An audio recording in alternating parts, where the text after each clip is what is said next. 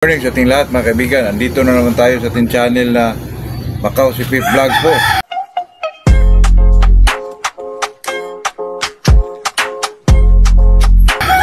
Bago tayo mag-umpisa mga kaibigan ay shoutout muna tayo kay Brian Amudja, Dunel Surigao, Super Globes TV, Hingoog City, Gigi Sanchez, Sator Gutierrez, Arvin Lumayog, Marikina, at saka si Mark Humawan po. Shoutout pala kay MRM Bots, at saka pakisubscribe na rin sa channel ni MRM Bots po. Magandang umaga sa ating lahat mga kaibigan. Kahapon pala mga kaibigan, yung na-topic natin, yung injectable doon mga kaibigan ay ano po, yung tinatawag na Tiabix mga kaibigan. Tiabix po yun. Ilang bisis ko na rin yun na-mention doon mga kaibigan na Tiabix yun mga kaibigan. Injectable vitamins po yun mga kaibigan. Tiabix yun po.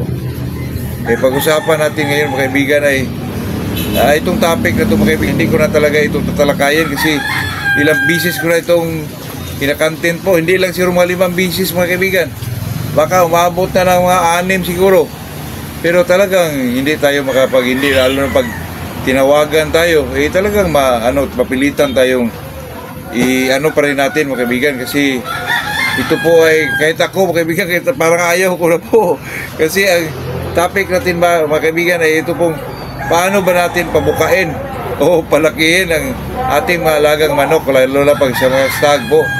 Ako mga kaibigan, ito kasing magpabuka ka o magpalaki na isang manok.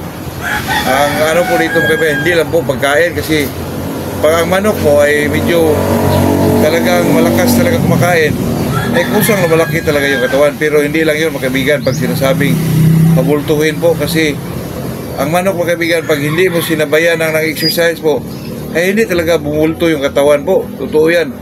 Kahit mga kunting exercises lang mga kaibigan, yung mga pinakasimple lang, yung kahig lang, diinan mo ng kunti para medyo magalaw yung muscle na dito, kasi yun talaga ang mga kaibigan. At saka lalo na pag binigyan mo ng mga high protein katulad ng platinum po, kasi ang nagpapaputok ng muscle ng isang manok mga kaibigan ay ito lang talagang mga high protein po. Yun talaga mga kaibigan, yun ang pinaka maganda dyan. Tapos pag magbigay ka sa manok mo talagang talagang sabayan mo ng exercises mga kaibigan. Ilang bisis ko na yan binablog po, kasi ang daming factor po pag sinasabi nating pabukain. Kasi yung sa akin mga kaibigan, pag sinasabing pabukain ay nandun ako dyan sa conditioning stage po. Pabukain isang manok, pero pag lang mga kaibigan, pag stag lang, okay lang yun mga kaibigan. Ay anuhan mo lang ng maintenance phase, yung inerton tinatawag, inermax, at kusang bumubuka yan, pero hindi talaga buka na yung talagang bulto mga kaibigan.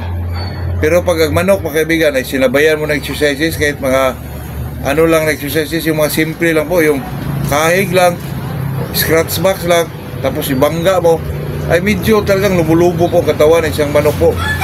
Lalo na pag pinainom mo yan ng mga vitamins mga kaibigan, yung sinasabi ko na vitamin B12, talagang lumulubo ang katawan ng isang manok po. Eksakto lang sa pagbigay ng tubig, kasi pag sinasabi natin pinabulto yung katawan ng isang manok mga kaibigan, kailangan talaga na nandyan palagi ang tubig po. Hindi pwedeng wala mga kaibigan, talagang nandyan lang tubig, lalo na pag stag mga kaibigan. Pero sabayan mo ng vitamins para kung gusto kang bumuka yung manok mo mga kaibigan, bumubuka or bumubulto, kung patabae lang mga kaibigan, walang problema yun, kasi pag malakas kumakain yung manok mo ay talaga tumataba yan. Pero pangit naman pakinggan mga kaibigan na tumataba po, kasi warrior yan. Kailangan talagang bulto lang ang katawan, hindi tumataba po. Pag sinasabing tumataba mga kaibigan, talagang may mga taba dyan. Magkasapula pa yung manok natin dyan mga kaibigan, kasi ito kasing magbigay ka ng pagkain ng isang manok po, wala nang iba talaga mga kaibigan. Ito lang talagang inerton at saka inirmax po. Kasi pag ikaw pa maghalo-halo dyan mga kaibigan, bigyan mo ng mga ordinary pellets, baka magkasapula pa yung manok mo. Di katulad ng mga inerton mga kaibigan na talaga mga eksperto na ang gumagawa dyan, gumagawa ng formula dyan. Kaya mga kaibigan, dati pa kinakantin ko yan na pag inerton ang ginagamit mo, hindi mo na yan punuan pa na kung lagyan pa ng cracker kasi masira po ang formula ng isang patuka mga kaibigan. Kaya kung yung inirton lang talaga lahat mga kaibigan. Hindi mo na haluan pa kung ano mang pellets o ano man yung idagdag mo pa dyan. Hindi na po kasi eksakto ng formula dyan mga kaibigan. Yung calcium, tinatansya nila yan mga kaibigan kasi ang gumagawa dyan ay malaking ano talaga, malaking kumpanya at saka mga eksperto talaga ang gumagawa dyan o tumutimpla sa mga pagkain na ganyan po. Marami silang nilagay na dyan ng mga vitamins o ano man yun at saka mahalo ng mga concentrate, di ba? Inaano na nila yun mga kaibigan, kaya hindi na tayo mahirapan pa po. Hindi katulad dati mga kaibigan na sila pang maghanap ng pagkain, yung mga 70s pa, ako, magtanim pa yun ng iba ng mga corn, yung mga tinatawag nila kung ano man yun, yung mga green peas, sila pa maghanap doon dati mga kaibigan. Pero ngayon sa atin mga kaibigan ay pagpunta natin sa market, nandun na lahat po. Wala ka nang hanapin mga kaibigan. Kaya pag tayo ngayon, ito ay talagang tip mga kaibigan na maganda talagang gawing patuka, lalo na sa mga stag. Itong Inerton na po. Inerton, kundi Inermax po. Tayo dito ay hindi ho tayo nag-commercialize sa isang product po. Ang sa atin lang mga kaibigan ay sinasabi lang natin dito itong nakakatulong sa ating mga kaibigan na magmamanok, lalo na sa mga baguhan po. Kasi mga kaibigan, pag wala ka talagang alam, hindi mo alam kung ilang edad ba ng manok kung pakainin ng Inerton. Sa akin po dyan mga kaibigan, 5 to 6 months old, Inerton, ayan, pwede na yun mga kaibigan.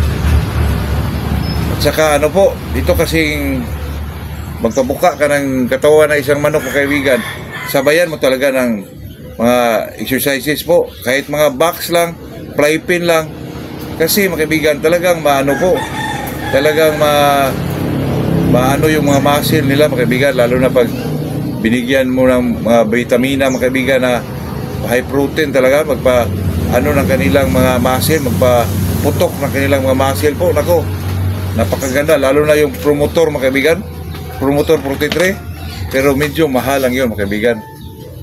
Hindi ko alam kung magkano isa ron, 20 ata mga kaibigan, talagang 20 siguro. O sa akin, wag na yun mga kaibigan, Inerton na lang po. Pusang lumalabas yung muscle na yung manok mga kaibigan, lalo na pag medyo talagang maganang kumakain yung isang manok, ay hindi ka na magproblema dyan mga kaibigan, talagang lumalabas yung ano po, yung muscle ng isang manok. Pero importante dyan, sabayan mo ng mga exercises po, kahit napakasimple lang mga kaibigan, itong ano lang, scratch box lang, talagang lumubo yung katawan ng isang manok po. Yun lang mga kaibigan, ayun lang ating may share sa araw na to. Talagang ako naman nagpapasalamat sa nag-ship sa ating manok na si ano po, si Junre Kumabig na taga ano po, ubay, paki-subscribe na rin sa channel niya sa YouTube channel niya na Junre Kumabig po. Maraming salamat tol. Good morning sa ating lahat po.